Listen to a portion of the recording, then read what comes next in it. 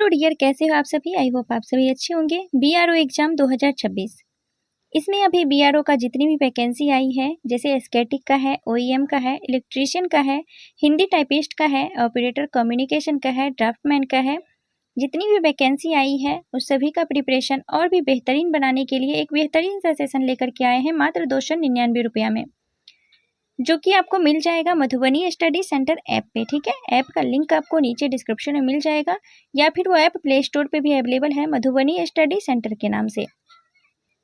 वहाँ पे आपको थ्योरी क्लासेज मिल जाएगा, जो भी आपका सिलेबस होगा उसके हिसाब से थ्योरी चैप्टर्स वहाँ पे करवाई जा रही है, और टॉपिक वाइज आपको एमसीक्यू भी मिलेगा। प्रीवियस ईयर बेस्ड आपका जितना भी क्वेश्चन रहेगा वहाँ पे प्रीवियस ईयर बेस्ड रहेगा। ठीक है, और प्रीवियस ईयर क्वेश्चन भी करवाया जाएगा। ठीक है, प्रैक्टिस सेट आज लेकर के आए हैं जीके जीएस का। ठीक है, इससे पहले और भी प्रैक्टिस सेट अपलोड है यूट्यूब पे, आप एक बार प्लेलिस्ट जरूर विजिट करें। फ्रेंड्स, आप अगर बुक परचेज करना चाहते हैं तो वो भी हमारे पास अवेलेबल है सारी ही वैकेंसी का।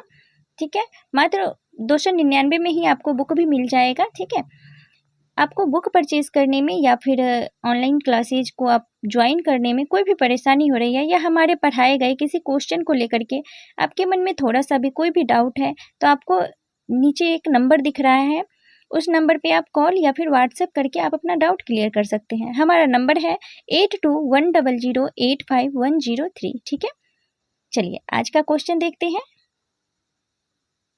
आज का हमारा फर्स्ट क्वेश्चन है, भारत का पहला परमाणु परीक्षण कहाँ हुआ था। भारत का पहला परमाणु परीक्षण जो है वो कहाँ हुआ था। ऑप्शन ए है पोखरण में, या फिर ऑप्शन बी है श्रीहरिकोटा में, या ऑप्शन सी है कलपक्कम में, या फिर ऑप्शन डी है तारापुर में।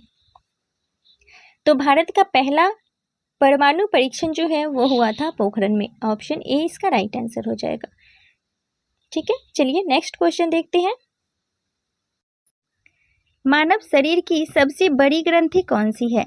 मानव शरीर की सबसे बड़ी ग्रंथि जो है वो कौन सी है। ऑप्शन ए है अग्नाशय, ऑप्शन बी है यकृत, या फिर ऑप्शन डी है थायराइड, या फिर ऑप्शन डी है पिट्यूटरी।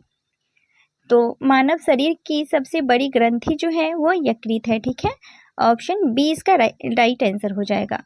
चलिए नेक्स्ट क्वेश्चन देखते हैं। डीएनए का पूर्ण रूप क्या है।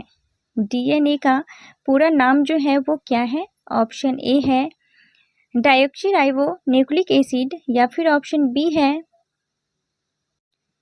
डायोक्सीराइबो न्यूक्लिक एसिड, या फिर ऑप्शन डी सी है डायनेमिक न्यूक्लिक एसिड, या फिर ऑप्शन डी है डबल न्यूक्लिक एसिड।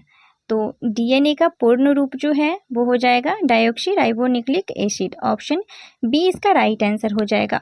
चलिए नेक्स्ट क्वेश्चन देखते हैं।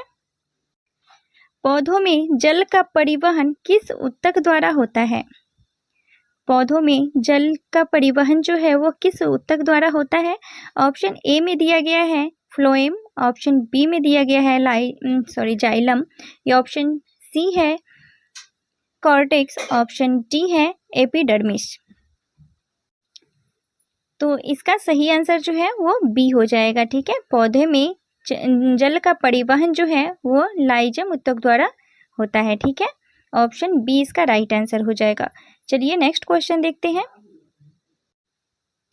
विटामिन डी की कमी से कौन सा रोग होता है। विटामिन डी की कमी से कौन सा रोग होता है। ऑप्शन ए है एस्कर्बी, ऑप्शन बी है रतौंधी, ऑप्शन सी है रिकेट्स, या फिर ऑप्शन डी है बेरी। तो विटामिन डी की कमी से जो रोग है वो होता है रिकेट्स। ऑप्शन सी इसका राइट आंसर हो जाएगा। चलिए नेक्स्ट क्वेश्चन देखते हैं। रक्त का थक्का बनने में कौन सा तत्व सहायक है। रक्त का थक्का बनने में कौन सा तत्व जो है वो सहायक है। ऑप्शन ए है आरबीसी, या फिर ऑप्शन बी है डब्ल्यूबीसी, या फिर ऑप्शन सी है प्लेटलेट्स, या ऑप्शन डी है प्लाज्मा। तो रक्त का थक्का बनने का प्लेटलेट्स है। ठीक है, ऑप्शन सी इसका राइट आंसर हो जाएगा। चलिए नेक्स्ट क्वेश्चन देखते हैं। मानव शरीर में रक्त का पीएच मान जो है लगभग कितना होता है। मानव शरीर में रक्त का पीएच मान लगभग कितना होता है। ऑप्शन ए है 5.5, ऑप्शन बी है 6.0, ऑप्शन सी है 7.4, ऑप्शन डी है 8.5। तो मानव शरीर में रक्त का पीएच मान जो है वो लगभग होता है 7.4। ठीक है, ऑप्शन सी इसका राइट आंसर हो जाएगा। चलिए नेक्स्ट क्वेश्चन देखते हैं। हृदय में कितने कक्ष होते हैं? हृदय में कितने कक्ष होते हैं? ऑप्शन ए है 2, या फिर ऑप्शन बी है 3, ऑप्शन सी है 4, या फिर ऑप्शन डी है 5। तो हृदय में जो है वो कक्ष होता है 4, ऑप्शन सी इसका राइट आंसर हो जाएगा। चलिए नेक्स्ट क्वेश्चन देखते हैं। प्रकाश संश्लेषण के लिए आवश्यक गैस कौन सी है? प्रकाश संश्लेषण के लिए आवश्यक गैस जो है वो कौन सी है? ऑप्शन ए है ऑक्सीजन, ऑप्शन बी है नाइट्रोजन, ऑप्शन सी है कार्बन डाइऑक्साइड, ऑप्शन डी है हाइड्रोजन। तो प्रकाश संश्लेषण के लिए आवश्यक गैस जो है वो कार्बन डाइऑक्साइड है। ठीक है, ऑप्शन सी इसका राइट आंसर हो जाएगा। चलिए नेक्स्ट क्वेश्चन देखते हैं। मनुष्य में गुणसूत्रों की संख्या कितनी होती है? मनुष्य में गुणसूत्रों की संख्या कितनी होती है? ऑप्शन ए है 23, ऑप्शन बी है 46, ऑप्शन सी है 44, ऑप्शन डी है 48। तो मनुष्य में गुणसूत्रों की संख्या जो है वो 46 होती है। अगर 23 कहीं पे दिया रहे तो वो जोड़ा में होता है। ठीक है, 23 जोड़ा में दिया हुआ रहेगा, नहीं तो 46 है। ठीक है, गुणसूत्रों की संख्या जो है वो 46 हो जाएगा। ऑप्शन बी इसका राइट आंसर हो जाएगा। चलिए नेक्स्ट क्वेश्चन देखते हैं। शरीर की सबसे बड़ी हड्डी कौन सी है? शरीर की सबसे बड़ी हड्डी जो है वो कौन सी है? ऑप्शन ए है फीमर, ऑप्शन बी है टिबिया, या फिर ऑप्शन सी है ह्यूमरस, या फिर ऑप्शन डी है रेडियस। तो शरीर की सबसे बड़ी हड्डी जो है वो फीमर हो जाएगा, ऑप्शन ए इसका राइट आंसर हो जाएगा। चलिए नेक्स्ट क्वेश्चन देखते हैं। पेनिसिलिन की खोज किसने की थी? पेनिसिलिन की खोज जो है वो किसने की थी? ऑप्शन ए है लुई पास्चर ने, या फिर ऑप्शन बी है फ्लेमिंग ने, या ऑप्शन सी है डार्विन ने, या ऑप्शन डी है मेंडल ने। तो पेनिसिलिन की खोज जो है वो किए थे फ्लेमिंग ने। ठीक है, ऑप्शन बी इसका राइट आंसर हो जाएगा। चलिए नेक्स्ट क्वेश्चन देखते हैं। मानव शरीर में इंसुलिन कहाँ बनता है? मानव शरीर में इंसुलिन जो है वो कहाँ बनता है? ऑप्शन ए है यकृत में, या फिर ऑप्शन बी है गुर्दा में, या ऑप्शन सी है अग्नाशय में, या फिर ऑप्शन डी है हृदय में। तो मानव शरीर में इंसुलिन जो है वो बनता है अग्नाशय में, ऑप्शन सी इसका राइट आंसर हो जाएगा। चलिए नेक्स्ट क्वेश्चन देखते हैं। पौधों में भोजन का संचरण किसके द्वारा होता है? पौधों में भोजन का संचरण जो है वो किसके द्वारा होता है? ऑप्शन ए है जाइलम के द्वारा, या फिर ऑप्शन बी है फ्लोएम के द्वारा, या फिर ऑप्शन सी है एस्टोमेटा के द्वारा, या फिर ऑप्शन डी है क्लोरोफिल के द्वारा। तो पौधों में भोजन का संचरण जो है वो होता है फ्लोएम के द्वारा। ठीक है, ऑप्शन बी इसका राइट आंसर हो जाएगा। चलिए नेक्स्ट क्वेश्चन देखते हैं। जीवों की उत्पत्ति पुस्तक किसने लिखी है? जीवों की उत्पत्ति पुस्तक जो है वो किसने लिखी है? ऑप्शन ए है न्यूटन ने, या फिर ऑप्शन बी है मेंडल ने, ऑप्शन सी है डार्विन ने, या फिर ऑप्शन डी है अरस्तु ने। तो जीवों की उत्पत्ति जो है पुस्तक वो लिखे हैं डार्विन ने। ठीक है, डार्विन, ऑप्शन सी इसका राइट आंसर हो जाएगा। चलिए नेक्स्ट क्वेश्चन देखते हैं। लाल रक्त कणिका का निर्माण कहाँ होता है? लाल रक्त कणिका का निर्माण जो है वो कहाँ होता है? ऑप्शन ए है यकृत, या फिर ऑप्शन बी है अस्थि मज्जा में, या फिर ऑप्शन सी है हृदय में, या ऑप्शन डी है फेफड़ा में। तो लाल रक्त कणिका का निर्माण जो है वो होता है अस्थि मज्जा में, ऑप्शन बी इसका राइट आंसर हो जाएगा। चलिए नेक्स्ट क्वेश्चन देखते हैं। मनुष्य के शरीर में सामान्यतः कितने दांत होते हैं? ऑप्शन ए में दिया गया है 28, ऑप्शन बी है 30, या फिर ऑप्शन सी है 32, या ऑप्शन डी में दिया गया है 34। तो मनुष्य के शरीर में सामान्यतः जो है वो 32 आंसर होता है, 32 दांत होता है, ऑप्शन सी इसका राइट आंसर हो जाएगा। चलिए नेक्स्ट क्वेश्चन देखते हैं। पौधों में हरित वर्णक क्या कहलाता है? पौधों में हरित वर्णक जो है वो क्या कहलाता है? ऑप्शन ए है हीमोग्लोबिन, या फिर ऑप्शन बी है क्लोरोफिल, या ऑप्शन सी है कैरोटीन, या फिर ऑप्शन डी है जेंथोफिल। तो पौधों में हरित वर्णक जो है वो कहलाता है क्लोरोफिल। ठीक है, ऑप्शन बी इसका राइट आंसर हो जाएगा। चलिए नेक्स्ट क्वेश्चन देखते हैं। विटामिन सी का रासायनिक नाम जो है वो क्या है? विटामिन सी का रासायनिक नाम जो है वो क्या है? ऑप्शन ए है रेटिनॉल, ऑप्शन बी है कैल्सीफेरोल, ऑप्शन डी है एस्कॉर्बिक अम्ल, या फिर ऑप्शन डी है थायमिन। तो विटामिन सी का रासायनिक नाम जो है वो हो जाएगा एस्कॉर्बिक अम्ल। ठीक है, ऑप्शन सी इसका राइट आंसर हो जाएगा। चलिए नेक्स्ट क्वेश्चन देखते हैं। मानव शरीर का सबसे बड़ा अंग कौन सा है? मानव शरीर का सबसे बड़ा अंग कौन सा है? ऑप्शन ए है हृदय, ऑप्शन बी है यकृत, या फिर ऑप्शन सी है त्वचा, या ऑप्शन डी है फेफड़ा।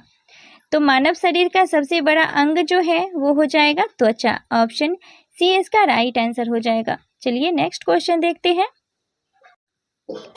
आनुवांशिकी के जनक किसे कहा जाता है? आनुवांशिकी के जनक जो है वो किनको कहा जाता है? ऑप्शन ए है डार्विन को, या फिर ऑप्शन बी है अरस्तु को, या ऑप्शन सी है मेंडल को, या फिर ऑप्शन डी है फ्लेमिंग को। तो आनुवांशिकी के जनक जो है वो कहा जाता है मेंडल को। ठीक है, ऑप्शन सी इसका राइट आंसर हो जाएगा। चलिए नेक्स्ट क्वेश्चन देखते हैं। रक्त में ऑक्सीजन का परिवहन कौन करता है? रक्त में ऑक्सीजन का परिवहन जो है वो कौन करता है? ऑप्शन ए है प्लाज्मा, या फिर ऑप्शन बी है हीमोग्लोबिन, या फिर ऑप्शन सी है प्लेटलेट्स, या ऑप्शन डी है WBC। तो रक्त में ऑक्सीजन का परिवहन जो है वो करता है हीमोग्लोबिन। ठीक है, ऑप्शन बी इसका राइट आंसर हो जाएगा। चलिए नेक्स्ट क्वेश्चन देखते हैं। एड्स रोग किस वायरस से होता है? एड्स रोग जो होता है वो किस वायरस से होता है? ऑप्शन ए है H1N1 से, या फिर ऑप्शन बी है HIV से, या फिर ऑप्शन सी है HPV से, या फिर ऑप्शन डी है डेंगू वायरस से।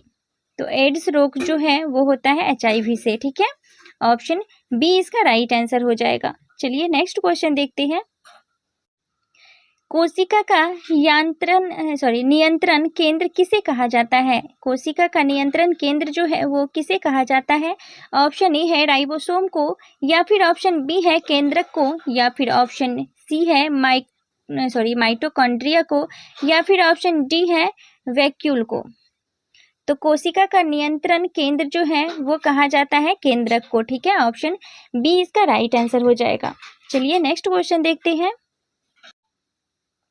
मानव शरीर में सबसे छोटी हड्डी जो है वो कौन सी है? ऑप्शन ए में दिया गया है स्टेप्स, ऑप्शन बी है फीमर, या फिर ऑप्शन सी है अल्ना, या फिर ऑप्शन डी है टिबिया।